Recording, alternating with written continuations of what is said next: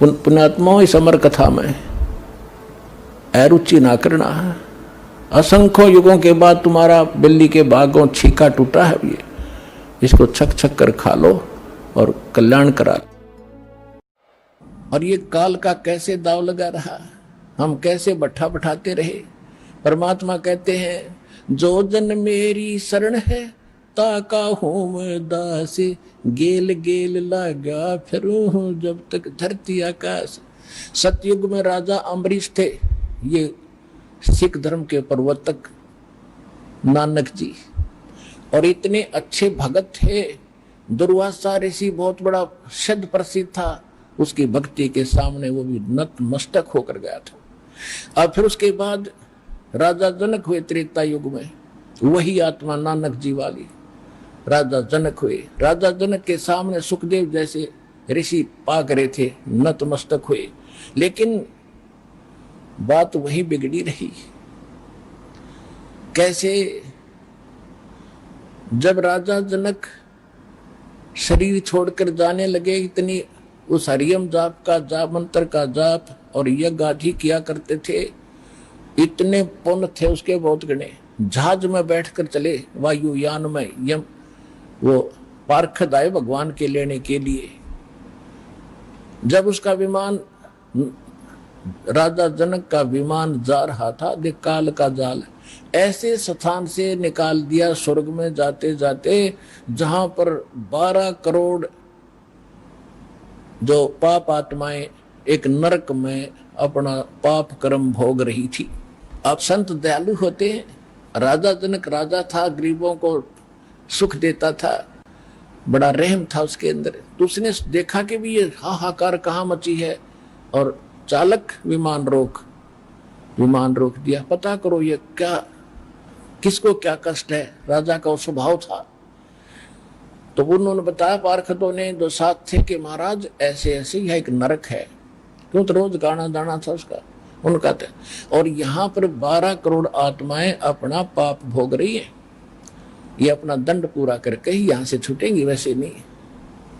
तो राजा जनक ने कहा कि इनको सबको छोड़ दो, मैं नहीं देख पा रहा। तो उन पार्षदों ने कहा कि आप यहाँ राजा नहीं हो, आपका आदेश नहीं चलता, यहाँ आदेश चलेगा धर्मराज का। धर्मराज ने इनको दंडित किया हुआ है, और वही कहेगा तो छूटेंगी, ना छूट नहीं सकती। तो उसने, राजा जनक ने कहा कि अगर इनको नहीं छोड़ते हो तो मुझे भी नरक में डाल दो, मैं नहीं जाता आगे। अब परमात्मा कहते हैं कि तुम बिना विवेक के कहीं रहम भी कर देते हो तो वह भी गलत है। अब जैसे एक भक्त ने कहा था कि भी, जैसे दास कई बार ये सुनाता है कथा कि एक रुचि नाम का ऋषि था, वो सराज सरूज के विरोधी था, वेदों में लिखी बातों पर अनुकूल चल रहा था। उसके 4 पिताजी, पितामह, दादा, चौथा दादा दिखे। उन्होंने कहा कि हम पितर बन गए हैं, तो श्राद्ध निकाल। रुचि ऋषि नाट्य कि ये करने से तो मैं भी नरक में जाऊंगा, आप तो गए। और वो भी मानते हैं कि वेद में बिल्कुल सही कहा है, ये कर्म करना नहीं चाहिए। एक भक्त कह रहा था, जी फिर जैसे हमारा कोई दादाजी पिताजी हमें आकर कह दे कि भी आप मेरा श्राद्ध निकालो, तो उन्होंने हमारे लिए बहुत कुछ किया होता है, हमें पता होता है, तो हम कैसे ना करें।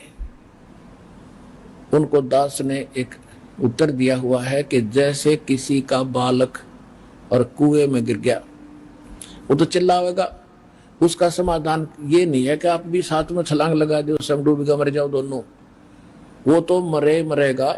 उसके लिए तरीका है, कोई रस्सा ला मोटा और उस रस्से ने डाल दे, इसने पकड़ ले, भाई मैं खींच लूंगा। तो ये तरीका है जो दास आपको बता रहा है। और आपके दादा दिख गया, पिताजी दिख गया, आपने भी श्राद्ध निकालने शुरू कर दिया, तो आप भी गए कुएं में। उसका तरीका ये है, दास बताएगा, इस मंत्र करो, इस प्रकार उतरे पितरा का छुटकारा करवाएंगे हम। तो इसी प्रकार राजा जनक में इतना विवेक था, वो कहने लगा मुझे भी यही छोड़ दो, मन नरक में डाल दो। अब उसको नरक में धर्मराज डाल नहीं सकता, जो लिखा कर्म ही देता है। जब धर्मदास को पता चला कि उसने, राजा जनक ने तो ये ऐसी जो अपनी आंट अड़ा दी, जिद कर ली, तो धर्मराज खुद आया वहां पर और उसने कहा कि राजन, आप यहां नहीं रह सकते, यहां हम नहीं रख सकते आपको वहीं चलना पड़ेगा। तो उसने राजा जनक ने कहा कि या तो इनको भी मेरे साथ ले चलो। नहीं, मैं नहीं जाऊंगा। अब देखो काल का कितना भयंकर जाल है। पुनकर्मित प्राणी था, खूब यज्ञ कर रखी थी, उस हरियम जाप का मंत्र कर रखा था, काल ने के जाल फैलाया। धर्मराज बोला भी ऐसे होगा कि आप अपने कुछ पुण्य इनको दान कर दो, तेरे साथ ही भेज देंगे इनको स्वर्ग में। तो उसने अपने आधे पुण्य दान कर दिए, 50% उन 12 करोड़ आत्माओं को, और सबको नरक से निकलवा लिया और स्वर्ग में ले गया। अब देखो उस समय तो उसने बड़ी महानता दिखी, दयालुता थी उसने, लेकिन अपना नाश किया। उनको क्या मिला? जब तक राजा जनक के द्वारा दिए गए पुण्य, संकल्प किए गए पुण्य उनके साथ रहेंगे, तब तक तो वो वहां स्वर्ग में रहेंगे। वो पुण्य समाप्त होते उनको फिर उसी नरक में ठोका जाएगा, क्योंकि वो पाप भी भोगने ही पड़ेंगे। यहाँ का ये विधान है। और ये विधान का नाश होता कबीर परमेश्वर की शरण में आने के बाद। जब ही सतनाम हृदय धरो, भयो पाप को नासे, जैसे चिंगारी अग्नि की भई पड़े पुराने घासे। अब राजा जनक आधा तो खाली वहां करवा दिया, लुटवा दिया काल ने। आधे पुण्य उसके बचे थे वो वहां स्वर्ग में नष्ट करे, विष्णु जी के लोक में। और फिर राजा अम्बरीश रूप में यही आत्मा रही, राजा जनक रूप में ये रही। सामने नौकर रहते थे, हजारों की संख्या में सैनिक होते थे, हुक्म चलता था। और वही लुटी पिटी आत्मा फिर कौन बन गई? नानक जी, श्री नानक देव। कालूराव मेहता के खत्री के घर में जन्म लिया पश्चिमी पाकिस्तान में। जो जन मेरी शरण है ताका हूं मैं दासे, गेल गेल लौगा फिरू हूं जब तक धरती आकाश। अब फिर उस प्यारी आत्मा को संभाला राजा ये गुरु नानक देव जी। एक सुल्तानपुर शहर में एक नवाब के यहाँ नौकरी करते थे, खुद नौकर लग गए जहां पहले इनके नौकर होते थे, लुट पिट के। और ये दयालु फिर आए, फिर उनको संभाला और फिर उनको पार किया। जो जन मेरी शरण है ताका हूं मैं दासे, गेल गेल लागो फिरू हूं जब तक धरती आकाश। तो इसी प्रकार परमात्मा आपके साथ लगा हुआ था, आपको भी पार करेगा जब विश्वास के साथ ये भक्ति करते रहे। बोलो सतगुरुदेव।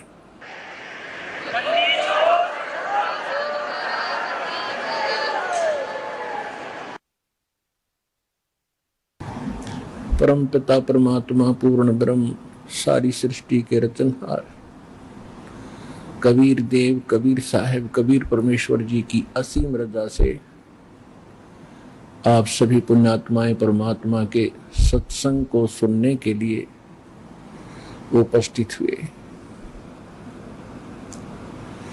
आज का जो समागम है ये उस शुभ दिन के उपलक्ष्य में है जो मानव समाज के लिए कभी भुलाने वाला नहीं है।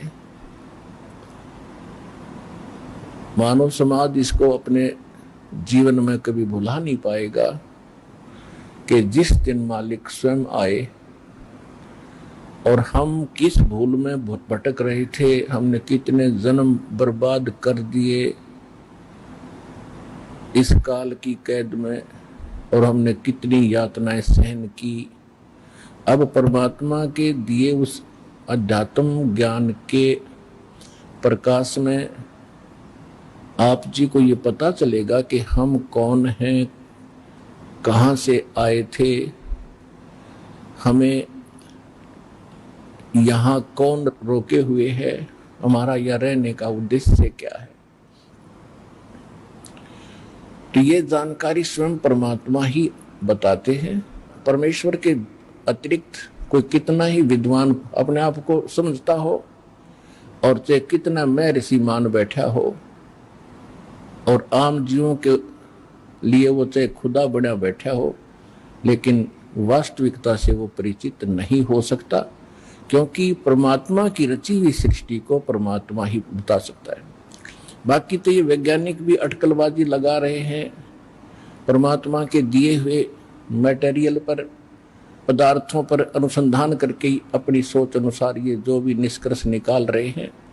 तो ये इनकी अपनी बुद्धि के स्तर की बातें हैं, लेकिन परमात्मा से ये काफी दूर हैं। तो इसी प्रकार जितने भी महापुरुष, ऋषि, महर्षि, संत हुए हैं, जिन महापुरुषों को परमात्मा स्वयं आकर मिले हैं, उन्होंने तो सत्य कहा ही कहा है, लेकिन उनकी गिनती बहुत कम थी। वो संख्या में नाम मात्र रहे हैं, और काल के इस अज्ञान को फैलाने वालों की संख्या की कमी नहीं, करोड़ों और अरबों की संख्या में ये रहे हैं। तो कहने का भाव ये है कि आज आपको जो ये शुभ समागम प्राप्त हुआ है, परमेश्वर कबीर जी की असीम रजा समझ लेना आपके ऊपर। नहीं तो ये सारा संसार एक पेट के लिए, निर्वाह के लिए सुबह से लेकर शाम तक और रात्रि के समय उसी के चिंतन में सौपन आते हैं, उसी के चिंतन में सारा दिन व्यतीत करता है, और जो मिलना है वही मिलता है। क्योंकि सभी, प्रत्येक मानव चाहता है कि मेरे पास बड़ी कोठी हो, जो वर्तमान में एक बहुत बड़ी भूल लगी है मानव के। उसी आधार से सभी चाहते हैं कोठी हो, कार हो, बहुत बड़ा अच्छा व्यापार हो, लेकिन नहीं बन पा रहा। उसका कारण ये है कि अध्यात्म ज्ञान से परिचित ना होने से हम ये भूल गए हैं कि जो मस्तिष्क में लिखा है वही प्राप्त होगा।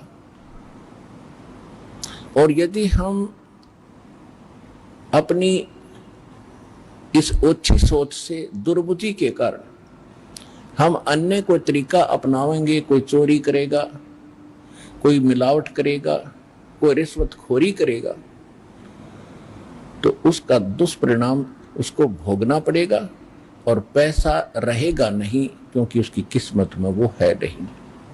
उसका कारण कुछ भी बनो, कोई चोरी हो जावे, कोई बालक घर का सदस्य रोगी हो जावे जिसमें लाखों रुपए लग जावे, या कोई और अन्य हानि हो करके पैसा वही उतना ही रहेगा जो उसके मस्तिष्क में लिखा है, और जो अन्य तरीके से, अव्यवहारिक तरीके से जो धन कमाएगा, उसके इकट्ठा करने में, संग्रह करने में जो पाप इकट्ठे हुए हैं, वो उसके पास शेष रह जाएंगे, वो पैसा नहीं रहेगा। ये आप सोच लेना। यदि इस भक्ति मार्ग पर आपने आगे चलना है, परमात्मा के विधान पर कदम पे कदम रख के चलना, फिर आप देखना आपको कितनी सफलता मिलेगी। आपका घर सुखी, आपका शरीर सुखी, आपकी सर्व मनोकामना जो जायज होंगी, जो भगवान उचित समझेगा, वो सब पूर्ण होंगी। ये निश्चिंत होकर इस भक्ति पर लगे रहना। आज का जो समागम है, ये परमात्मा के उस प्रगट दिवस के उपलक्ष्य में है, जो परमेश्वर स्वयं सतलोक से चलकर आते हैं, सहशरीर आते हैं भगवान, और सहशरीर फिर पूरा काम अपना करके वो सहशरीर चले जाते हैं। आज तक हमें कोई ये क्लियर करने वाला नहीं था, स्पष्ट नहीं कर पाया कि परमात्मा कौन है, कैसा है, कहाँ रहता है, उसके पाने की विधि क्या है, वो कैसे मिलता है, और जो विधि बताई जा रही है उसका प्रमाण कहाँ है कि उस साधना और विधि से किसी को वो स्थान प्राप्त हुआ हो जिसकी हमें आवश्यकता है। तो ये अभी तक बहुत बड़ी पहेली बनी हुई थी, तो अब परमात्मा ने स्वयं आकर ये सुलझाई है। वैसे तो परमात्मा, परमेश्वर कबीर जी चारों युगों में आते हैं। सतयुग में सत सुकृत कह टेरा, त्रेता नाम मुनींद्र मेरा, द्वापर में करुणा में कहाया, कलयुग नाम कबीर धराया। चारों युग में संत पुकारे, और कूक कहा हम हेल रे, हीरे माणक मोती बरसे, ये जग चुगता ढेल रे। परमेश्वर कबीर जी बता रहे हैं कि मैं चारों युगों में आया हूं। सतयुग के अंदर मेरा सत्सुकृत नाम प्रसिद्ध रहा। त्रेता में मुनिंद्र ऋषि के नाम से परमात्मा कबीर जी प्रसिद्ध रहे पूरे युग में। द्वापर में उनका करुणा में नाम रहा और कलयुग में उस परमात्मा का वास्तविक जो नाम है कबीर साहब, कबीर देव, अल्लाहू अकबर, ये पूरे कलयुग में यही रहेगा। वैसे प्रत्येक युग में परमात्मा अन्य रूपांतर करके भी आते रहते हैं, साधु संत का रूप बनाकर कहीं भी प्रकट हो जाते हैं। कुछ समय वहां रहकर अपनी प्यारी आत्माओं को सच्चा ज्ञान भक्ति दृढ़ करके वो फिर वहां से अदृश्य हो जाते हैं। फिर वो भक्त, वो संत जिनको भगवान मिलते हैं सीधे वो अपने से परिचित कराकर वापस छोड़ते हैं। वो संत भी उस परमात्मा के आंखों देखा गुणगान, उसकी महिमा का वर्णन किया करते हैं। आज आप जी को इस समागम के दौरान अधिकतर परमेश्वर कबीर जी की जानकारी दी जाएगी। वो परमात्मा कौन है, कैसा है, कहाँ रहता है, किसने देखा है। और एक आम कहावत है अपने हिंदुस्तान के अंदर, कोई व्यक्ति कुछ बात कह रहा होता है तो उसको कहते हैं आप कौन से भगवान से मिलकर आए हो जो ऐसी बड़ी बड़ी बातें कर रहे हो। आप जी को उन महापुरुषों के प्रमाण दिए जाएंगे जो भगवान से मिलकर आए हैं। इसको हम मानते हैं कि जो भगवान से मिलकर आया है वो सच्ची कहता है। तो जो परमात्मा से मिलकर आए हैं उन महापुरुषों के भी साथ में एविडेंस, उनकी विटनेस आपके सामने दी जाएगी कि इन महापुरुषों ने परमात्मा को देखा और वो भगवान से मिलकर आए और परमात्मा ने जो उनको मोक्ष मार्ग बताया उन्होंने कौन सी साधना की जिससे उनका मोक्ष हुआ। तो उसी साधना से, उसी भक्ति से आप और हम सभी का मोक्ष संभव है, इति सिद्धम। तो इस सत्संग के दौरान आप जी को ये सभी प्रमाण प्रस्तुत किए जाएंगे। सौभाग्य आपका, आप जी को ये सत्यनारायण कथा सुनने को सुलभ हुई। आज तक हमने ये पता नहीं था सत्यनारायण है कौन। सत्यनारायण, सत्य माने जिसका नाश कभी ना हो, अविनाशी। नारायण मीन जो जल के ऊपर, नार माने जल, आयन माने आने वाला, यानी जो जल पर आकर विराजमान होने वाला। वो कौन? वो परमात्मा है। इसलिए नारायण, नारायण यानी परमात्मा। परमात्मा की एक महिमा है कि वो सतलोक से चलकर आता है और जल के ऊपर कमल के फूल पर आकर वो निवास करता है, जिस कारण से उसको नारायण कहते हैं। और हमने इस नारायण की उपमा लगा रखी थी सतगुण विष्णु जी के ऊपर। सतगुण विष्णु जी जो है इसको हम सत्यनारायण मानते थे। ये हमारे नकली गुरु अज्ञानी हमें मिसगाइड किए हुए थे। एक पीतल को हमें सोना बता रहे थे। कितना दुर्भाग्य रहा हमारा, और हमारे पूर्वजों ने कितना विश्वास किया इन मूर्खों पर जिन्हें कह का पता नहीं अध्यात्म मार्ग। तो हमें अब सत्यनारायण का पता चला है कि कौन है वो सत्यनारायण। वो अविनाशी परमात्मा कौन है, तो उसकी जानकारी आपको बताई जाएगी। परमात्मा चारों युगों में आते हैं। सतयुग में सत्सुकृत नाम से परमेश्वर आए थे और एक सरोवर के अंदर कमल के फूल के ऊपर आकर शिशु रूप धारण करके उन्होंने निवास किया था। वहां से एक विद्याधर नाम के ब्राह्मण और उनकी पत्नी दीपिका, वो उस रास्ते से आ रहे थे जिस सरोवर में परमात्मा विराजमान थे। दोनों निसंतान थे। आयु लगभग 60-65 साल की हो चुकी थी, क्योंकि सतयुग में आयु लाखों वर्ष की होती थी। तो तब तक उनको कोई संतान प्राप्ति नहीं थी। वो सरोवर के शुद्ध जल को पीने के लिए उसके अंदर निकट पहुंचे तो बच्चे को पाया, घर ले आए। उन्होंने उसको पाला पोसा और 5 वर्ष के आयु से ही परमात्मा अपने जिस उद्देश्य को लेकर आते हैं उस ज्ञान का प्रचार प्रारंभ कर देते हैं। सतयुग में परमेश्वर ने 5 वर्ष की आयु में एक मनु नाम के एक ऋषि थे, मनु, स्वयंभू मनु बोलते हैं उनको, और उनके विषय में कहा जाता था कि बड़े विद्वान पुरुष थे, वेदों के बड़े ज्ञाता थे। परमात्मा की उनके साथ चर्चा हुई तो परमेश्वर ने कहा क्या कि मनु जी, परमात्मा कौन है, कैसा है? उनकी तो यही कहते हैं आगे पाछे नीम तले, इनकी वही बुद्धि सेट होती थी कि श्री विष्णु जी जो हैं ये सुप्रीम पावर है और यही परमात्मा है,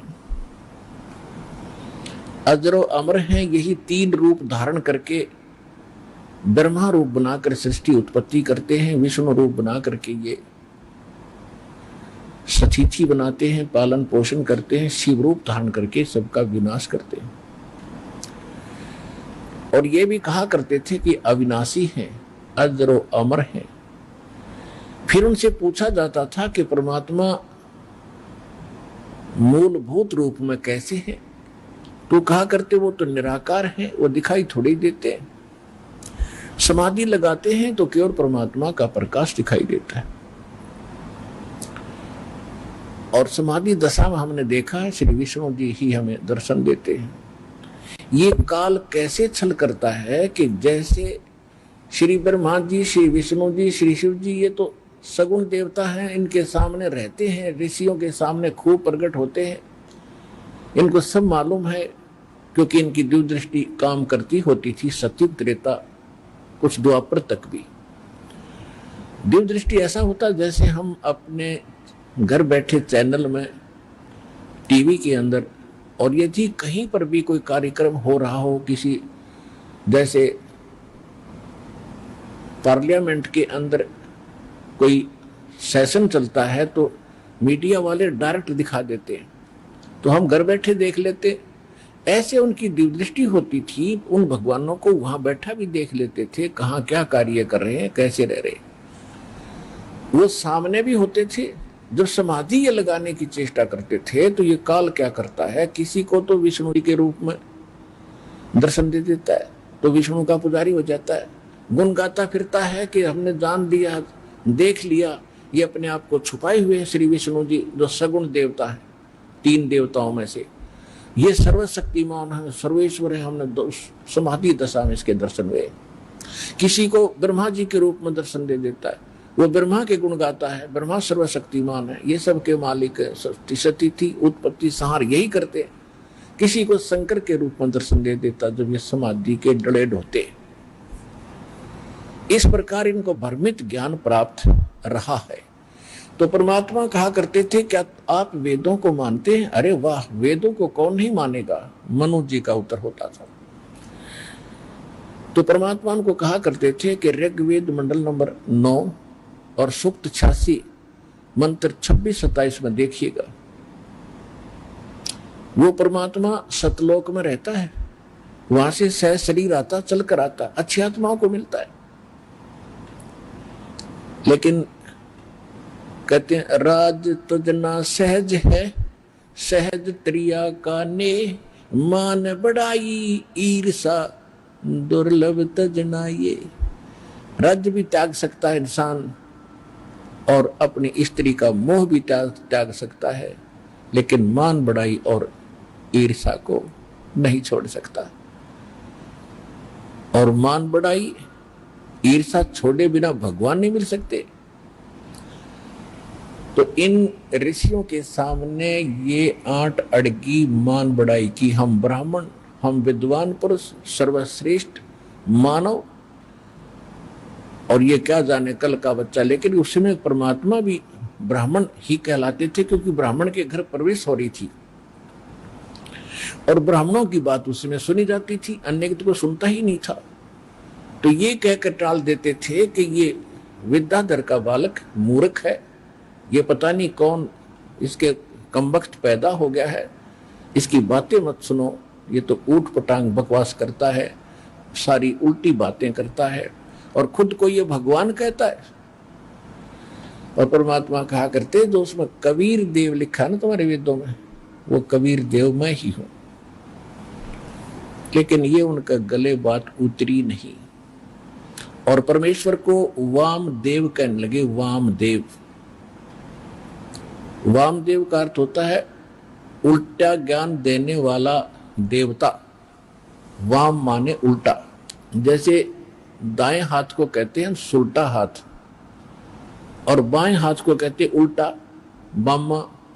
तो ऐसे उन्होंने उसका वामदेव माने उल्टा अर्थ लगाने वाला, उल्टा ज्ञान बताने वाला वामदेव नाम पक गया मालिका सत सुकृत के स्थान पर, जबकि उल्टा ज्ञान स्वयं दे रहे थे और परमात्मा सत्य कह रहे थे उसके बारे में। ये ऐसा